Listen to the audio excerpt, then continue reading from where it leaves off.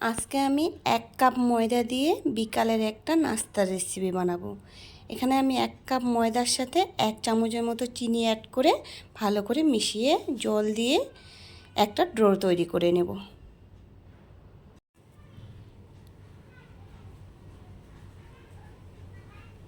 ডোটা আমার রেডি হয়ে গেছে।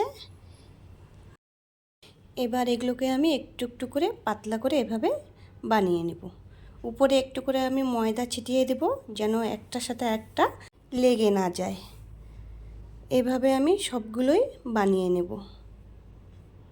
সবগুলো বানানো আমার হয়ে গেছে। এবার আমি এখানে আগের থেকে 500 গ্রামের মতো দুধ ফুটিয়ে রেখেছি। গরম দুধে আমি এগুলো দিয়ে দিলাম। এবার একটু নেড়ে চেড়ে 2 মিনিটের জন্য এটাকে ফুটিয়ে নেব। 2 মিনিট পর এখন আমি এখানে দিয়ে দিলাম হাফ কাপের মতো চিনি। চিনিটা ভালো করে মিশিয়ে নিলাম। নামার আগে দিয়ে দিলাম কয়েকটা কিশমিশ আর কাজু বাদাম। একটু নেড়ে চেড়ে গ্যাসটা বন্ধ করে ঠান্ডা হওয়ার জন্য 10 মিনিট রেখে দেব। তারপর আমি একটা বাটিতে সফট করে নিলাম। এটা ছোট বড় সকলকেই খুব ভালো লাগবে।